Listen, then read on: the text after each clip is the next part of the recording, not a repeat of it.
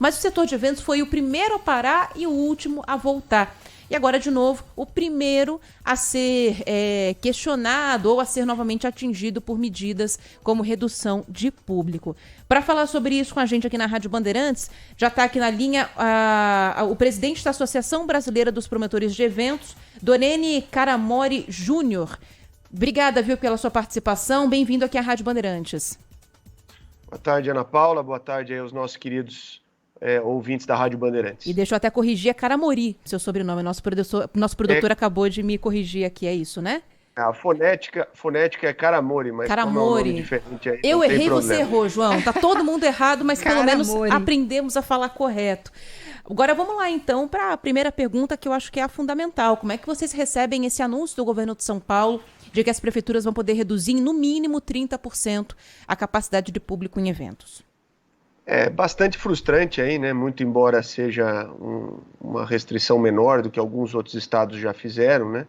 Mas é bastante frustrante a gente receber medidas como essa, porque na nossa leitura elas não só são precipitadas, como são bastante simplistas aí, né? O processo de retomada da nossa indústria vem sendo feito com bastante cautela desde outubro e com muitos eventos de grande porte e todos eles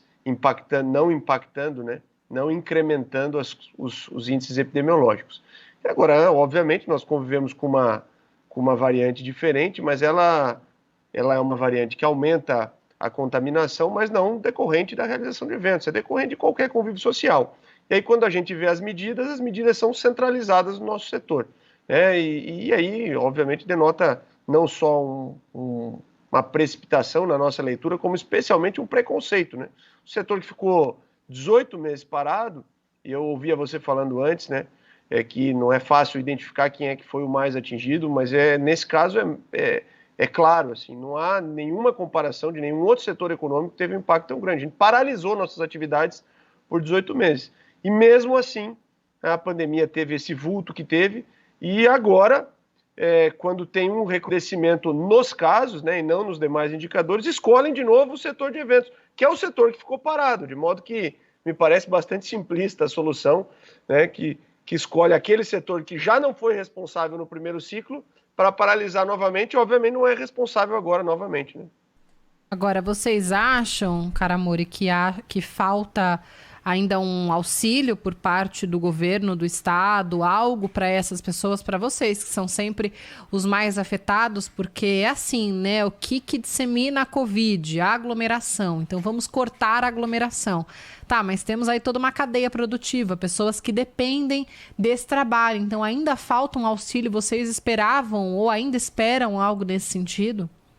Bom, são dois temas aí coligados, né? O primeiro é o critério de escolha seletiva de um tipo de aglomeração como único a ser paralisado, né? Porque há uma série de outras aglomerações cotidianamente no transporte coletivo, nos parques, nas praias, nos shoppings, nos hotéis, no comércio, né? Quem viu aí o final do ano, o Natal, enfim, são centenas de tipos de aglomeração e o governo escolhe especificamente a nossa cadeia para paralisar, né? Às vezes a gente pensa que é algo assim até direcionado, até pessoal, né? Então esse é o primeiro tema.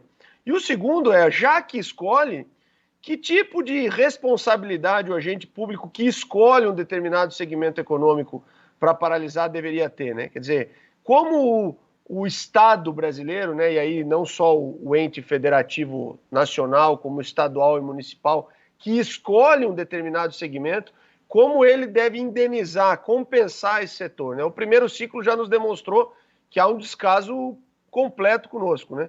Não só e especialmente dos estados e municípios, né? Que em muitos casos estão cobrando IPTU de casa de evento que está paralisada, né? Executando na justiça o IPTU, executando na justiça os tributos. Então, assim, essa estender a mão, né? Me parece que há um completo descompromisso do agente público com as decisões, né? Ele escolhe, na nossa opinião, equivocadamente, inclusive, o nosso setor para paralisar e escolhe irresponsavelmente porque não compensa com nenhum tipo de medida, né? Isso, como eu disse, além de precipitado e preconceituoso, beira, inclusive, a injustiça, né? Agora, de uma maneira prática, até porque a gente não tem ainda as regras, né, claras que cada prefeitura vai adotar. O governo falou que ia fazer uma restrição, no caso acabou recomendando, e vai caber a cada prefeitura acatar ou não essa medida, que pode ser a partir de 30% de redução de público ou até mais. Isso ficou em aberto aí pelo governo federal. Mas, pelo governo federal não, pelo governo do estado de São Paulo. Agora, vamos supor, no caso da capital aqui, por exemplo, a Bruna estava comentando de shows que já foram vendidos, ingressos que foram vendidos já para 100% da capacidade do público, que era um negócio que já estava previsto até agora. Qual que vai ser a recomendação de vocês a partir desse momento para os organizadores desses eventos, de casas de show, por exemplo, que já estão com ingressos vendidos lá para frente? É renegociar, remarcar, cancelar, devolver dinheiro? Vocês já têm uma estratégia planejada? Bom, na verdade, assim, né, a recomendação inicial que a gente sempre teve durante a pandemia é de ser cumpridor das regras, né? Se a regra mandar reduzir a capacidade, muito embora a gente ache injusta, a recomendação inicial é cumprir. Os eventos que não conseguirem cumprir isso, eles só têm duas alternativas, ou é adiar ou o cancelamento. Obviamente, no nosso entendimento, há que se responsabilizar o agente público que tomou a decisão, porque o evento foi construído, foi montado, construído, edificado em cima de uma regra em vigor, né? Quando o agente público muda a regra em vigor e causa um prejuízo ao privado, existe uma responsabilidade objetiva de indenização. Então, óbvio, primeira coisa é cumprir o regramento. Segunda coisa é buscar a indenização de quem eventualmente mudou o regramento. E óbvio que é dar atenção aos clientes, né? A gente tem trabalhado durante essa pandemia muito com o conceito de manter o crédito do cliente para utilizar numa apresentação futura. E óbvio que se for inviável uma apresentação futura, aí só há um jeito, né? Que é tentar ou manter o crédito dentro da mesma companhia ou devolver o recurso. A gente teve um regramento específico para isso durante todo esse período, mas igual, né? As premissas gerais não mudam. É uma crise de saúde, né, que muitas vezes impede o evento de acontecer, e aí, nesse caso, tem que haver uma negociação aí entre evento e consumidor para encontrar uma forma mais justa de todo mundo sair dessa. Mas sem esquecer, repito, a responsabilidade do agente público que tomou a decisão, né? Isso não só no estado de São Paulo, em todos os demais estados da federação. Quer dizer, o agente público ele tem que responder pela mudança da regra do jogo que ele ocasionou para o setor. Não há como esse ônus ficar todo para o empreendedor, que já está tendo um ônus enorme aí durante esses últimos 2 anos e com a insegurança toda gerada para os próximos meses. Então, e eu concordo com a colocação que o senhor fez logo no começo da entrevista, de que sim, o setor de eventos foi o mais afetado mesmo. Todos foram muito afetados, mas eventos teve uma série de demissões, por exemplo, casas de show que fecharam, tiveram que recontratar às pressas, né? Buffets tiveram que recontratar às pressas quando os eventos foram novamente liberados. E o que eu queria saber agora é como é que está a situação de saúde do setor, né? Em termos de recontratação, demissão, empresas que fecharam e reabriram. A gente tem aí um panorama de como que esse setor saiu de 2021 e entrou em 2022? Bom, é um setor de risco, né? Ele é um setor de risco desde o início da pandemia, né? Você teve fechamento aí de pelo menos 40% dos negócios, demissão também entre 40% e 50% dos empregos diretos, né? E até 100% dos informais.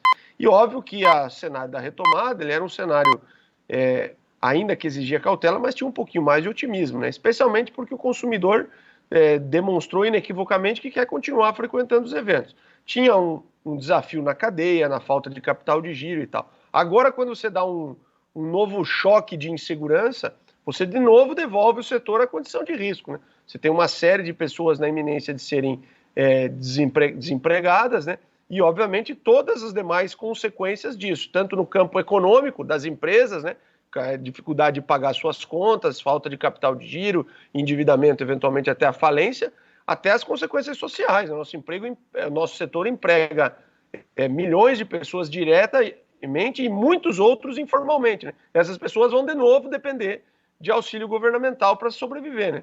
Isso é um ônus enorme que se coloca na sociedade quando se retoma medidas de restrição. E é por isso que a gente diz que é precipitada, né? Você veja que em vários outros países do mundo, né? Dá um exemplo da Inglaterra, por exemplo. A Inglaterra, mesmo com picos de caso, observou que não havia agravamento, não havia pressão no sistema das UTIs, né, das internações, e não havia óbitos, ela manteve o setor aberto, porque o ônus de você fechar o setor é um ônus social muito grande, né? E agora ela está tendo resultado, né? O setor manteve aberto, os números já estão caindo e ela vai seguir para a normalidade com muito mais maturidade, né, do que eventualmente a gente pode acontecer no Brasil se a gente optar pela escolha de voltar a restringir, né?